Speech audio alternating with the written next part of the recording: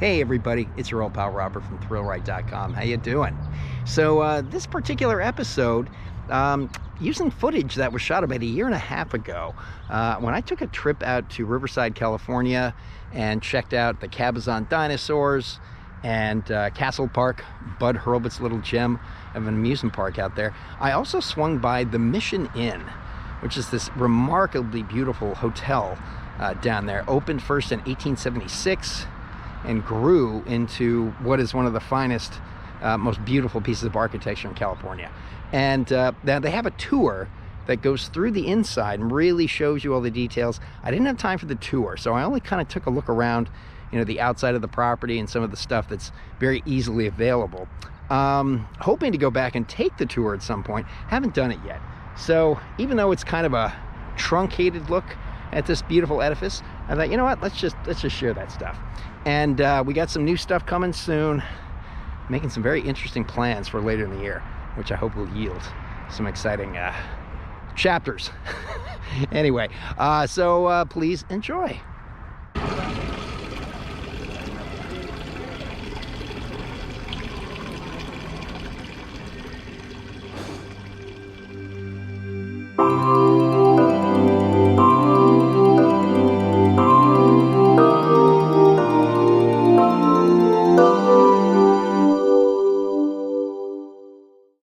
So on a lovely morning here in downtown Riverside, California, I'm heading over to take a look at a place called the Mission Inn. This is a kind of a hotel and spa that's been recognized as one of the most beautiful in the state, if not the country. And really kind of spectacular because it includes tons of different architectural styles.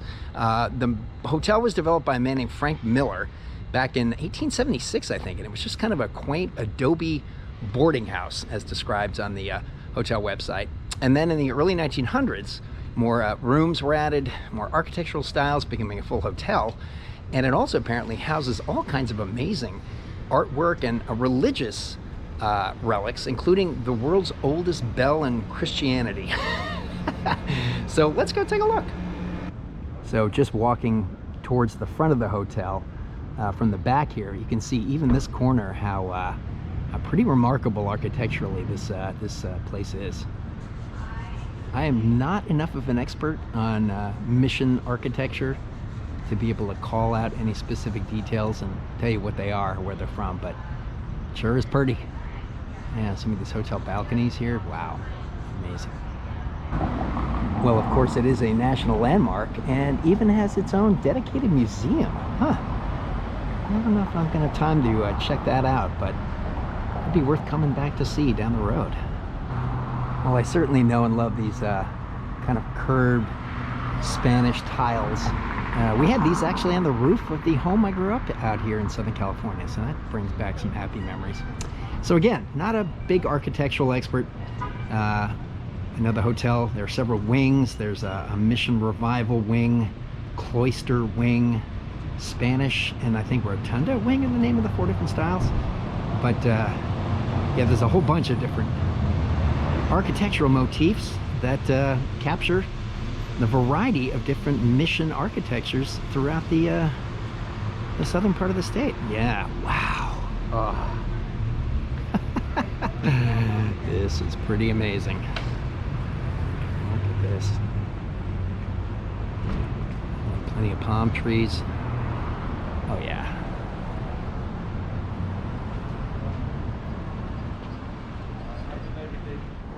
So yeah, apparently again, Frank Miller had collected a lot of valuable pieces of artwork, etc. And right out in front here is the Nanjing Bell, Imperial Temple Bell from the Manchu Temple in Nanjing, China. Wow. 3,500-pound bell was cast of iron alloy during the reign of Emperor Guangxu, 1875 to 1908 AD, around the time of the Boxer Rebellion. Amazing. And then here is the mission style gate entrance to the hotel with the various bells there. Beautiful, very authentic looking. Yeah.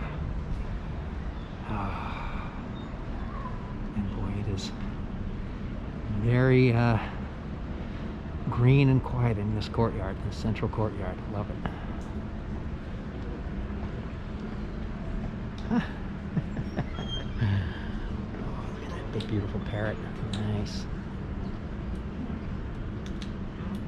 During the Mission Inn's early days, Frank Miller, master of the inn, had two macaws that lived at the hotel for many years.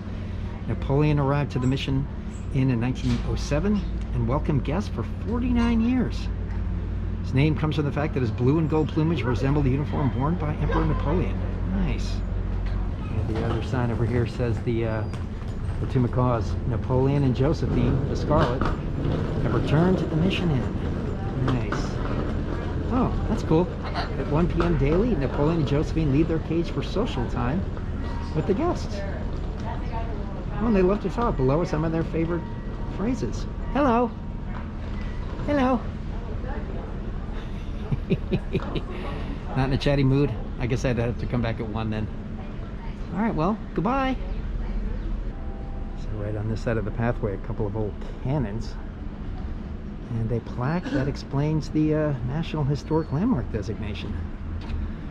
Here it is, Mission Inn. Frank A. Miller, 1857 to 1935, made adobe bricks for a small 12-room guest house, which opened in 1876.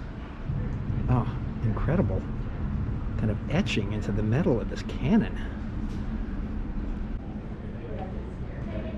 Just walking down another one of these exterior kind of pathways in the courtyard. I love how they have the little teeny lights strung up in the greenery above. That's beautiful. And there's kind of the mission statement for the Mission Inn. The Mission Inn portrays the style and grace of a golden era built by Frank Miller beginning in 1882. And the Mission Inn's magnificent ambiance took a span of 66 years to be completed. I sure put in some time.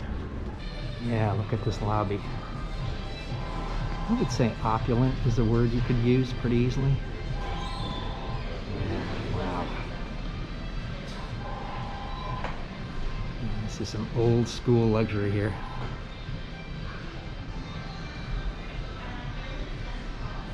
Ooh. Yeah, those are fresh flowers. I can smell those even through the mask. Nice. And there you go, some of the artistic collection. Well, look at that magnificent throne. Yeah, carved in the wood, it says, this is President Taft's chair. Looks like he's got a bit of a double wide going there. So neat.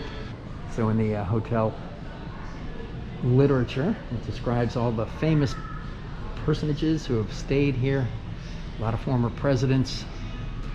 Looks like Bush up there, and Kennedy, and of course looks like Gerald Ford, then Ronald Reagan, and Bush the younger. Oh. Yeah, this is very much a favorite of the presidents we've had over the course of the last century. Yeah, there's the official presidential lounge and a portrait of Richard Nixon, who got married here to Patricia Ryan. Let's see, what is the date on that? June 21st, 1940. Wow. Seems like an awfully long time ago, but yeah. It's about, what, 30 odd years before he became president. So the presidential lounge is currently closed, but I'll take a little swing inside. Yeah, to think what kind of decisions were made over drinks in this lounge. World-changing events, perhaps. Yeah, lots of artwork of various cultures and pedigrees here, and a sign out here for the Spanish patio and some direction to the Spanish art gallery. I think that's all of that.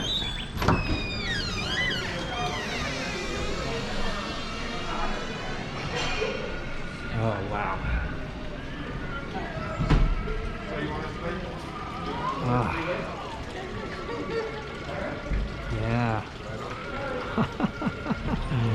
It's a nice, good look all around here in this second inner courtyard. Spectacular. Oh my goodness. Yep, just put another item on my bucket list. I'm gonna spend a couple of nights in this remarkable spot. spa. Yeah. Well, it looks like the Spanish Art Gallery may be currently booked for a private event. So we'll check that out another time. Taking a quick look into a little bit of a secluded private dining area next to the Spanish patio. Yeah, wow. And there it is, the oldest bell in Christendom. And according to the plaque out front here, it says, this bell of Spanish origin, inscribed with the date of 1247 AD, is considered the oldest dated bell in Christendom. Frank Miller, master of the inn, purchased the bell in London, and it formerly hung in the Garden of the Bells above the Spanish patio. Awesome. Yeah, if you're a man of the cloth or not, it's still pretty cool. So in front of that amazingly framed mirror is a piano called the Centennial Piano, which is apparently crafted by Steinway as a gift for the 1876 Centennial Exposition. I guess that was in the USA Pavilion. Nice. Yeah, there's all kinds of little pieces of art tucked away in the literal nooks and crannies of the building everywhere you look. Very cool. Yeah, parrots are a theme. I like that. Yeah, I have to say, there's definitely a almost theme park vibe in here. It's a very highly detailed and immersive design going on here. Oh man, yeah. Giant vases, and look at the date inscribed on the top of that gate. Does that say 1817? Wow. Yeah, the dining areas, so many secluded spots. You got fire pits and just plants everywhere. A lot of bells. Oh, here's one from 1866, looks like. Yeah. Oh, here we go. Got a tequila bar on the premises. Yeah. Ah. Yeah, it looks like the fountain's not working, but I like the design.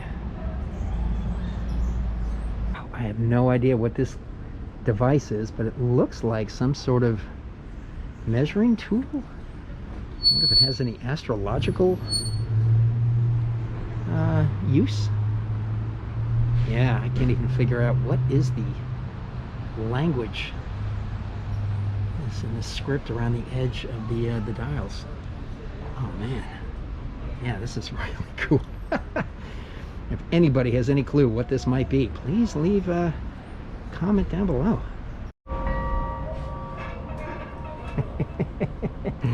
That's great. You can actually ring the bells. Nice. It's such a lovely sound.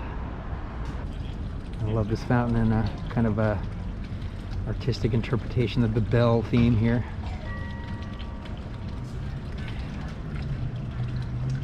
And here it is, a statue honoring the man himself, Frank Augustus Miller, 1957 to 1935.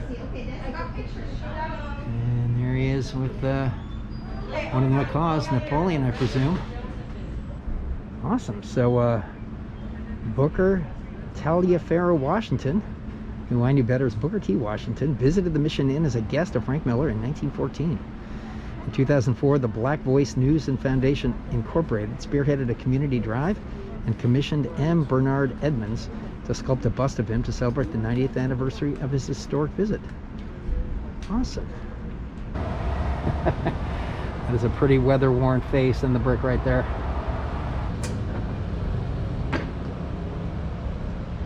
Obviously a lot of palm trees.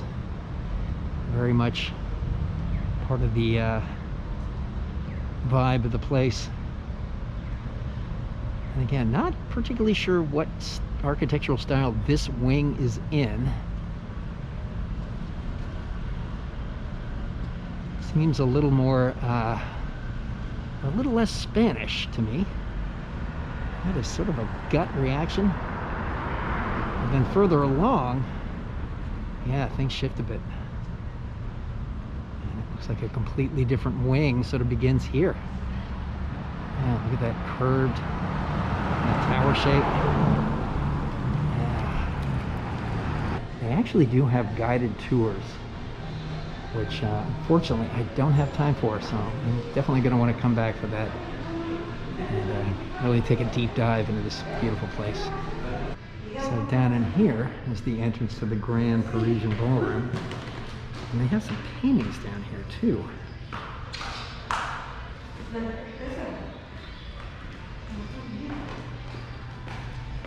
And it looks like these are paintings of missions that inspired the design of the hotel.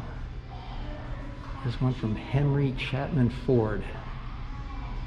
This is just a random little kind of hallway off one of the wings. I have no idea where I am really, but it's pretty cool. And hidden away down here is this incredible old safe, the Glenwood. Wonder what celebrity valuables might have been stored in here at some point. So they do have the on-site facilities that make this a true spa, including Kelly's Boutique, and I love this old carving in the stone, Salon de Barbiera. And there's some more really nice architectural detail in here. Lovely stained glass window. And what does this say? El Pasadillo Banderas de las... Oh, you know what? Now I'm just not gonna murder that any further. And here's a shrine to St. Francis. And down here, I guess these are patrons, friends of the Mission Inn Memorial. All right. So I guess, yeah, this is the entrance proper to Kelly's Spa. I wonder what relation Kelly was to Frank. Wife, daughter? Who knows? Maybe no relation at all. Yeah, here's just a quick look at the Mission Inn Museum and Gift Shop. And yeah, there's a little tour getting ready to start back there. They seem to have a model of the hotel, so as that tour group takes off, I'll take a quick look at that. So just learned that this symbol here of the mission bell with the kind of the double cross above it was created by Miller to represent the hotel itself, with the Native American cross above, recognizing the heritage, and the water bell below. And the city loved it so much they wanted to buy it from him as the official symbol of the city, and rather than take their money, he just gifted it to them. Isn't that great? And along the top of the kind of shelving here inside the gift shop, a whole bunch of collected bells. Very much a part of the theme of the Mission Inn. Yeah, that's great.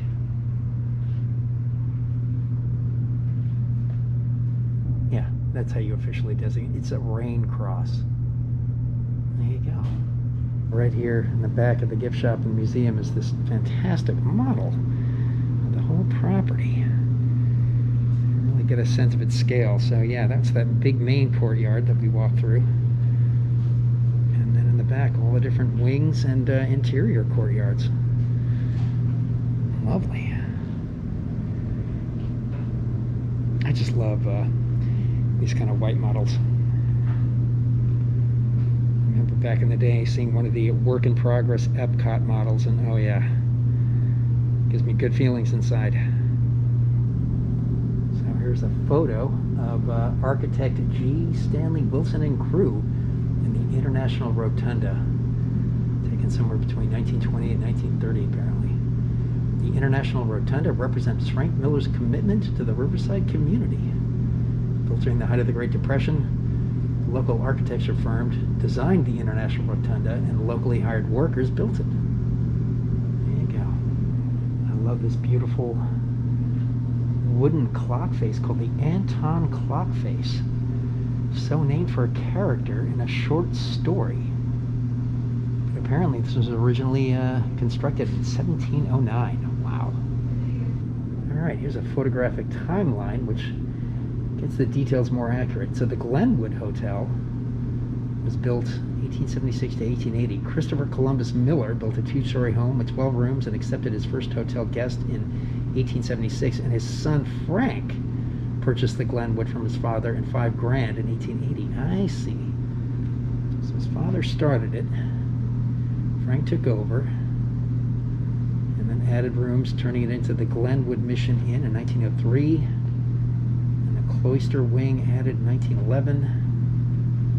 Spanish Wing in 1914, and the Rotunda Wing in 1931, and then yeah, I guess the family sold the hotel in 1956, and I guess it went through a kind of a rough period, but a redevelopment agency purchased it in 1976 and returned it to its former glory. All right, so there it is, a bigger dimensional model of the Rain Cross. And here are some of the details. In 1908, Frank Miller patented the Rain Cross symbol. Early Mission Inn publications indicate that the double-barred cross is a Native American symbol representing water. Some argue that the double-barred cross also resembles a dragonfly, an insect often associated with water. And the enclosed bell symbolizes California's missions. There are 21 missions along the California coast. All right, and then in the city of Riverside adopted it as its official symbol and can be seen throughout Riverside. As you can imagine, a very popular place for weddings. And look at that incredible space in that photo on the right. Yeah, I did not find that interior. Yeah, I clearly just scratched the surface here. That's so great. So on the back of the hotel, there's this beautiful old bridge that crosses the road to this other brick structure here, which I guess is also part of the hotel. Another wing.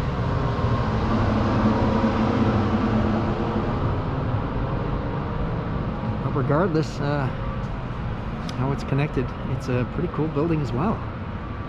Yeah, this whole downtown historic area is really, really pleasant. And the more I get an opportunity to come down here, the more I like it. And by the way, Tio's Tacos, which I ate at a few months back, also documented in another episode, very close by here. It was closer to the hotel than I ever thought. All right, I think that is going to bring this one to a close. So I hope you enjoyed this very quick kind of cursory look around some of the publicly available spaces in this amazing hotel. So yeah, thanks for coming along, and we will catch you in the next one.